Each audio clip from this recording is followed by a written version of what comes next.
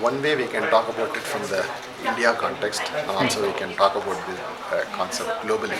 Let's start with India, right? So the question is more about what stops almost all the businesses from doing this digital transformation, right? Yeah.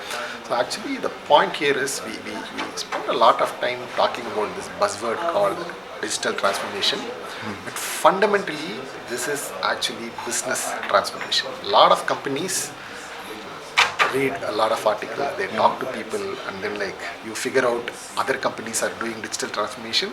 So this is a product or this is a tool that I can also do, right? I can do digital transformation like in 2 months, 3 months. This is not how they should approach, right? Yeah. This is business transformation. What is business transformation? You as a business would have a business model, which is you have a product or a solution or a service that is catering to specific needs of some people. Yeah. Right? They have a need or they have a problem. They need a solution that they are looking for. So you have those delivered to them in terms of value, in terms of time that is being saved, right? And you have your channels of delivering these products or services at some cost, right? So now with business transformation, you want to look at how do you alter the channels, how do you expand your scope to include more audience into the mix. Yeah. How can I take my business to multiple different countries? How can I bring in talent, right? How can I, what used to take 3-4 days to deliver a service, how can I make it 2 hours, 3 hours, right? So you are first looking at your business problems, you are writing your objectives, your transformational objectives. If companies started with that, if businesses started with that and looked at technology as one of the basic building blocks, right? Digital transformation will take care of itself, right? Yeah. You are not going to do digital transformation for the sake of doing it. You should have the intent of transforming your businesses, right? I've seen some family-owned businesses, right? They don't want to change, right? There is no intent to change. And that being the case, if you're going to spend a lot of money on just technology, but you are serving the same number of customers, you are selling the same product, right? Through the same channels, Yeah. you will not see any difference. And Exactly. pandemic or any other reason, if you cannot reach those customers, your business is going to suffer. So you have to have this holistic view of what my situation today is in terms of my business. How should I embark on this transformation journey that is good for my business? And so long I've not been using technology, right, as much as I should have been. So bring technology as one of the basic building blocks, right? Okay. So if they approached it this way, there's like more chances of digital transformation succeeding, right? So there's not a direct answer, right? So it's sort of a little contra view, right? Because most people ask me, how do I do digital transformation? Why do digital transformation fail, right? The actual question is, how do you do business transformation? And why such transformation fail, right? Yeah. So look at it as this, business transformation, where you are replacing your processes with technology. If you apply digital this way, your business transformation will succeed. So we talked about businesses transforming themselves, right? So to going to more markets, addressing the needs of a broader audience and all of this. This means you are sort of embarking on new areas, right? You are bringing in new people, you are building new products, delivering new services, right? All of this needs not just learning, your ability to go and deliver services in a completely different way, right? So this is where a company like ManageEngine could come and help. So long you have been doing business your way. Now you have different business objectives, but you are also leveraging a lot of technology to deliver these services. And once you do that, you are going to have a complex mix of people, a lot of technology, and a lot of tools, right? That suddenly expand. Like, sorry, it's going okay. No. Oh, okay. So you are looking at a complex mix of people, your technology infrastructure, your tools, and a lot of expectations from the customer here, right? So 20 years ago, not many businesses or not all businesses were relying on technology, like only very few were. So they did not care much about whether technology was meeting the business objectives, right? For them, I invested in technology as long as it was doing it to function, it was perfectly fine. But today, it's not the case. Technology is your basic building block of your business. Your products and services are delivered over the digital channel. So you are more worried about, are you delivering good customer experience, right? Say for example, logistics. You are shipping something to the customer. It's not just enough that the product actually reaches the customer safely, right? You have to notify them at every step. The time they place the order, you immediately have to tell them what time the shipment is expected.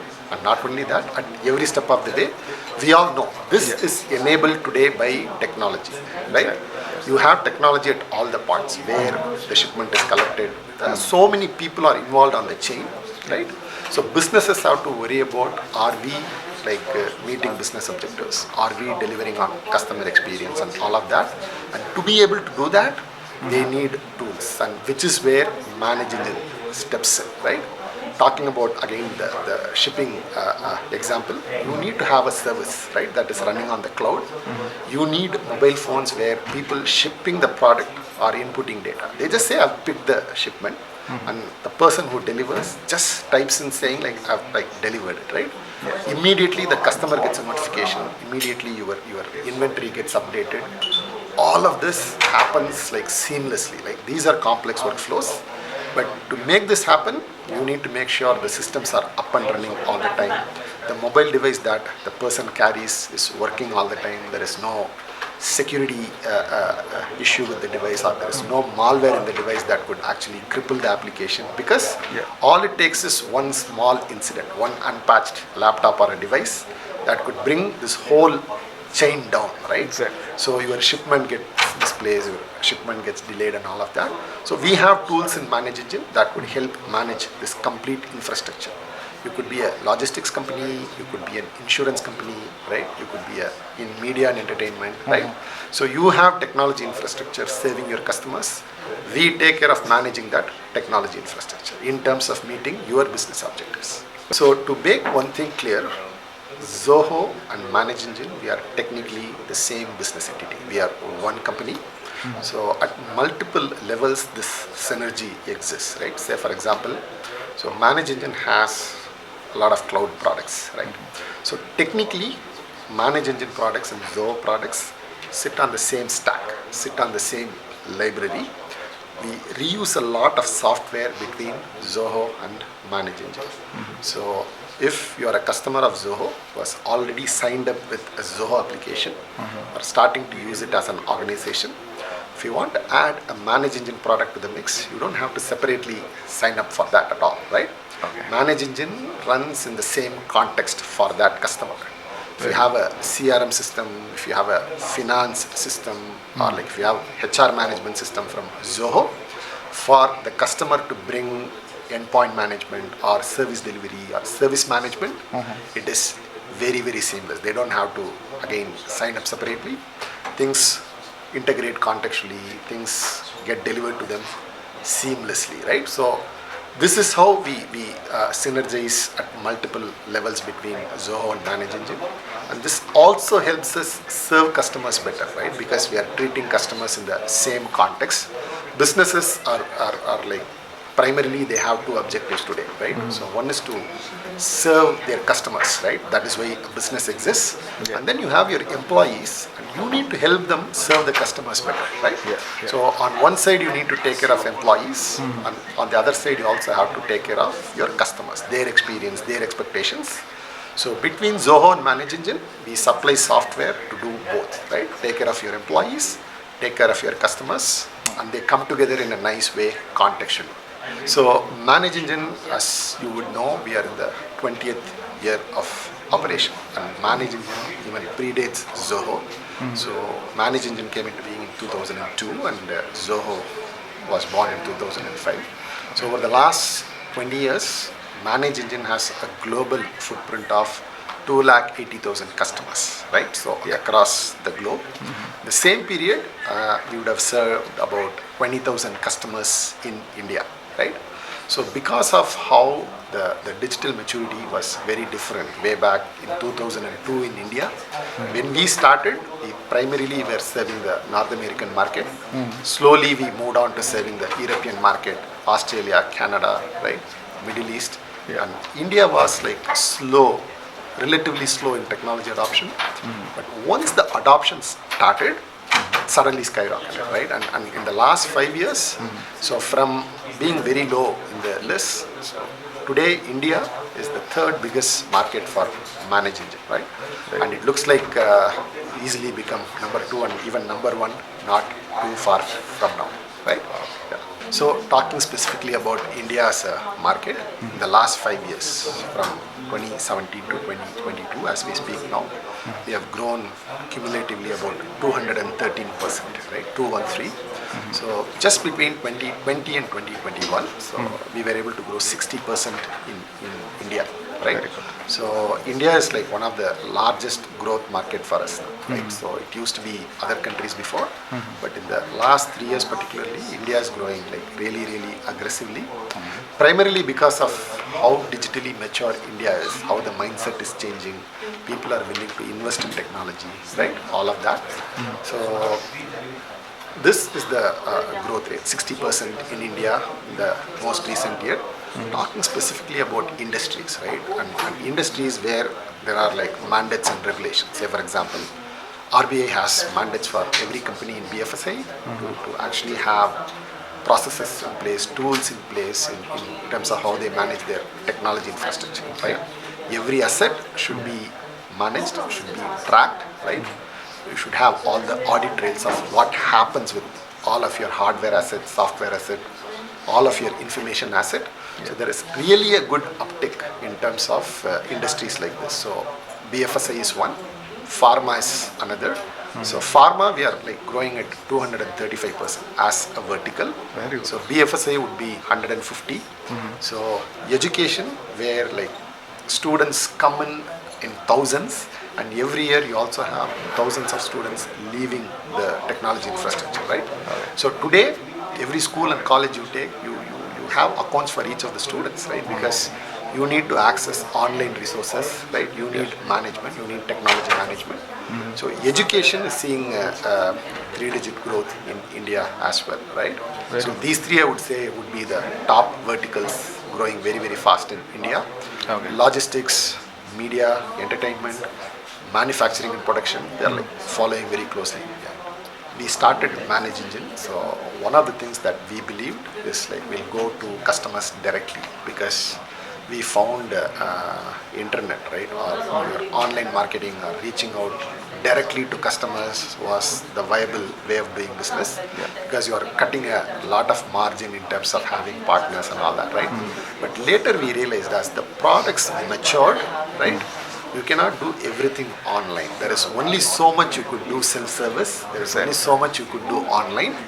Customers needed face-to-face interaction. Customers needed this personal help, right, to sit with them and solve problems, understand their needs and all of that.